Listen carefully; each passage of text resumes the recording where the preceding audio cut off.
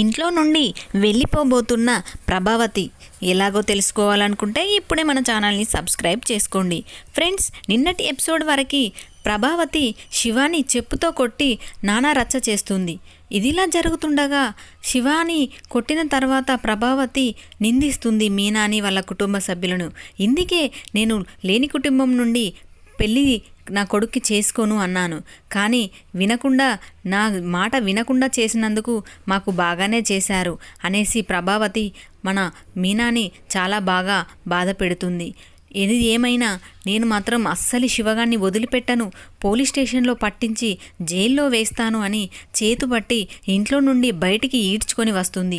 ఎంత ఆగబట్టినా మీనా మరియు సుమతి అసలు ఆగకుండా కోపంగా తీసుకొని బయటికి వస్తూ ఉంటుంది. ఆగండి అత్తయ్య, ఆగండి, క్షమించండి అని ఎంత బ్రతిమలైనా ఊకోరకుండా బయటికి తీసుకొని వస్తూ ఉంటుంది. చుట్టుపక్కల వాళ్ళందరూ చోద్యం చూస్తున్నట్టు చూస్తారు, కానీ ఎవరు ఆదుకోరు, ఎవరు ఆపు అని అనరు. కానీ ఒక పెద్ద మనిషి, ఇంటి ఓనర్ వచ్చి, ఆగండి, ఏంటి మీరు చేస్తున్న పని?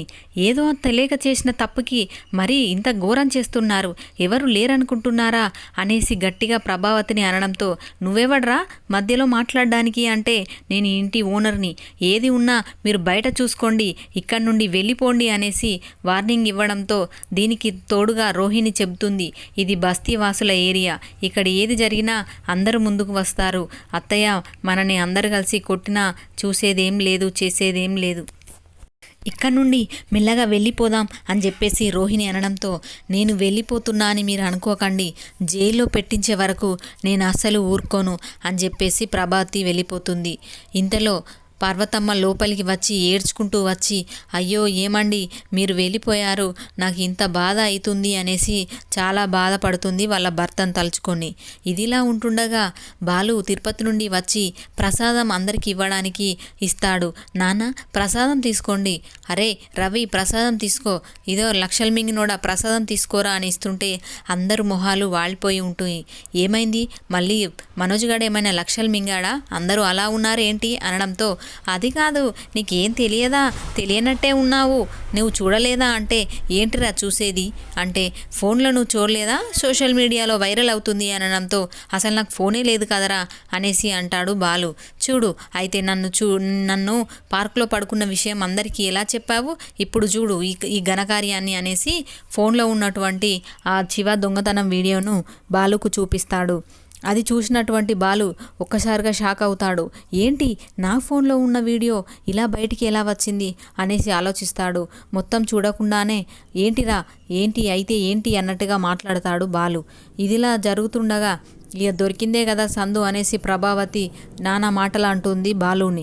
నేను ఎన్నిసార్లు చెప్పినా నా మాట వినకుండా నువ్వు నీ పెళ్ళానికే సపోర్ట్ చేశావు కదరా, చూడు ఇప్పుడు తన తమ్ముడు ఏం చేశాడో అనడంతో, వాళ్ళ తమ్ముడు చేసినందుకు మీనా ఏం చేస్తుందమ్మా, అవును అసలు మీనా ఏది అనడంతో, మీనా అనడంతో, మీనాను వాళ్ళ అమ్మ వాళ్ళ ఇంటికాన్నే వదిలేసి వచ్చాను, ఇంకా మన ఇంటికి రావడానికి అసలుకే వీలు లేదు అని చెప్పేసి ప్రభావతి అంటుంది. అదేలా జరుగుతుంది, నువ్వు నా యొక్క భార్య బంగారం కొట్టేసి నువ్వు మనోజ్ దొంగతనం చేసినప్పుడు మీకు లేదా అలాంటి శిక్ష అని కోపంగా వెళ్ళి మీనా దగ్గరికి వెళ్తాడు. వాళ్ళ ఇంటికి వెళ్ళడంతో అందరూ ఒక్కసారిగా బాలుని చూసి బోరున విలపిస్తుంది మీనా. ఏమండి మీరు ఇంత పెద్ద నిజాన్ని దాచిపెట్టారు, నేను ఏమో అనుకున్నాను, ఎందుకు ఇలా శివగాడి మీద కోప్పడతాడో అర్థం కాలేదు, ఇన్ని రోజులు మీరు ఇది అసలు నిజమా, ఇన్ని రోజులు మీరు మనసులో దాచిపెట్టుకున్నారా అనేసి కాళ్ళ మీద పడి ఏడుస్తూ ఉంటుంది. మీనాను దగ్గరికి తీసుకుంటాడు బాలు. ఏం కాదు, ఇలా జరుగుతుంది అని నేను ఎప్పుడో చెప్పాను, వాడితో స్నేహం చేయొద్దు, గుణాతో స్నేహం చేయొద్దు అని ఎన్నిసార్లు చెప్పినా శివగాడు వినలేదు, ఇప్పుడు వానికి తెలిసొచ్చింది, ఇది ఇలా తెలిసొచ్చిందన్న సమయంలో మళ్ళీ ఇలా జరిగింది ఏంటి అనేసి బాధపడుతూ ఉంటాడు బాలు. ఇంతలో పోలీస్ వాళ్ళు వచ్చి, ఎవరైనా ఉన్నారు లోపల, స్టేషన్కి రమ్మంటున్నాడు ఎస్ఐ, శివగాడు ఏడి అనడంతో, అయ్యో శివ లేడు, ఇంకా రాలేదు, వచ్చాక నేనే తీసుకొని వస్తా అనేసి పార్వతమ్మ అంటుంది. ఇలా వాళ్ళు వెళ్ళిపోయిన తర్వాత ఒక్కసారిగా బాలుకి ఆలోచన వస్తుంది, అసలు శివ ఏడి ఎక్కడికి పోయాడు అని. సడన్గా ఏమైనా పోలీసులను చూసి సూసైడ్ చేసుకుంటున్నాడేమో అనేసి త్వరగా ఆలోచన వచ్చి బంగ్లాపైకి వెళ్ళి చూడడంతో అక్కడ దునకడానికి రెడీగా ఉంటాడు శివ. నేను బ్రతకలేను బావా, ఇటు ఎవరు రాకండి, నేను అసలు బ్రతకడానికి వీలే లేదు, నేను చేసిన తప్పు నేను అనుభవిస్తాను అనేసి దునకడానికి పోతూ ఉంటే మీనా మరియు పార్వతమ్మ ఏడుస్తారు. అరే శివ, నువ్వు లేకుండా మేము బ్రతకలేమురా, ఏదో జరిగిపోయింది, ఇప్పటికైనా నీకు బుద్ధి వచ్చింది, మాకు అదే సంతోషం, రారా అని ఎంత బ్రతిమలాడినా వినకుండా నేను చేస్తాను, నేను బ్రతికి ఉండను అనేసి శివ అంటుంటే బాలు మాటలలో పెట్టి, అరే నాకు వచ్చిన ప్రాబ్లంలో నీకు ఎంతరా, నన్ను మా అమ్మ చిన్నప్పుడే మా నాన్నమ్మ దగ్గర వదిలిపెట్టింది, నేను తల్లి ప్రేమకు నోచుకోలేదు, అయినా కూడా నేను ఎంతో మారాను మీ అక్క వల్ల, ఇప్పుడు నేను ఒక మనిషిగా జీవిస్తున్నాను, ఎప్పుడు అన్యాయం జరిగిన వాళ్ళకి న్యాయం తప్పకుండా జరుగుతుందిరా, నువ్వు బాధపడకు, నేనున్నాను నీకు అనేసి మాయమాటలు చెప్పుకుంటూ మెల్లమెల్లగా తన దగ్గరికి వెళ్ళి తొందరగా కిందికి దించేస్తాడు బంగ్లాపై నుండి. దించేసి అందరూ ఒక్కసారిగా శివాని హత్తుకుంటారు గుండెలకు.